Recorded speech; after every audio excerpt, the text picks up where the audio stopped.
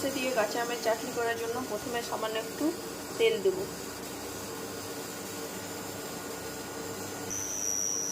তেলটা একটু গরম হয়ে যাক, তারপর এর মধ্যে একটু তেলটা গরম হয়ে গেছে, এবার আমি কালো সরষা দিয়ে দিলাম।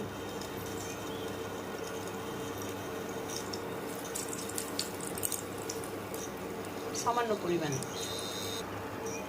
এবার সামান্য পরিমাণে একটু হলুদ দিয়ে দেবো।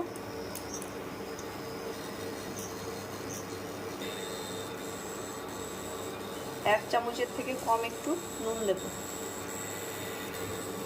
তারপর এটা ভালো করে নাড়িয়ে নেব।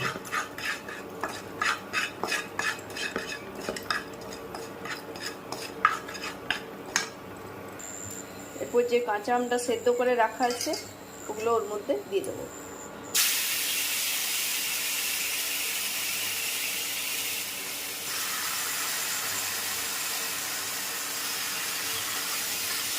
এবারে আলতোভাবে ওটাকে নাড়িয়ে নেব।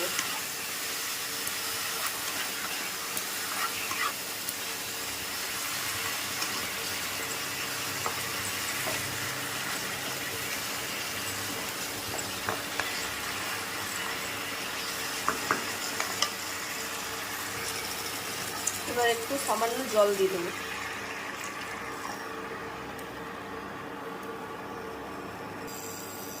এবার মিষ্টির জন্য একটু চিনি দেব, কারণ চাটনি একটু মিষ্টি হলেই ভালো লাগে।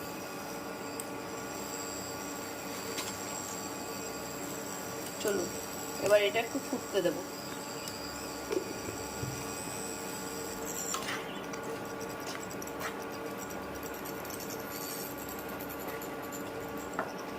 এটা আমি মিক্স করব না, আমের টুকরোগুলো এইভাবেই থাকবে।